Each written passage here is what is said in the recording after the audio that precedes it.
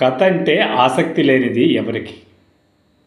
చిన్నపిల్లవాడి నుంచి 80 ఏళ్ల ముదుసలి వరకు కూడా కథ చెప్తే ఆసక్తిగానే వింటారు. కాకపోతే చెప్పే విధానంలో కానీ ఆసక్తి లేకపోతే ఒక్క నిమిషానికే ముఖం తిప్పేస్తారు. అది కథకున్నటువంటి గొప్పతనము, బలహీనత.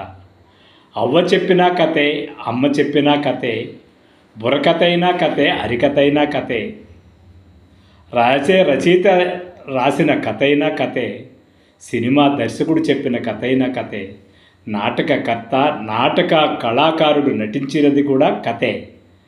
కానీ ప్రతి ఒక్కరూ వాళ్ళ ప్రక్రియలో వారి ప్రకారము వివిధ రీతుల్లో ప్రేక్షకుడు అనేవాడు ముఖ్యుడు కాబట్టి వాడిని ఆకట్టుకుని చెప్పగలిగేదే కథ.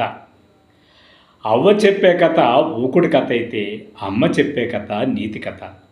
నాటకకర్త చెప్పే కథ సభాముఖంగా ఉండే ప్రేక్షకులందరినీ దృష్టిలో పెట్టుకొని, అదే హరికథ సామాన్య జనాలని ఆహ్లాదకరంగా ఉంచేదానికి, ఆధ్యాత్మిక వైపు మళ్లించడానికి, బుర్రకథ ఇక అందరికీ ఆసక్తికరంగా చెప్పడానికి, సినిమా కథ అనుకుంటానే అన్ని మాధ్యమాలకు, అన్ని తరగతులకు, అటు చదువుకున్న వాళ్ళకి, ఇటు చదువుకోని వాళ్ళకి అందరికీ ఆసక్తి గొలిపించే కథే సినిమా కథ.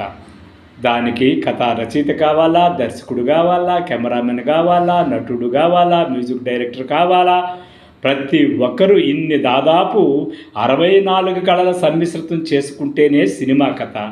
ఇంత చేసినా కూడా అది ఒకటో రీలో, రెండో రీలో, చివరి క్లైమాక్స్ తేల్చేస్తుంది, జనాన్ని ఆకట్టుకునిందో లేదు.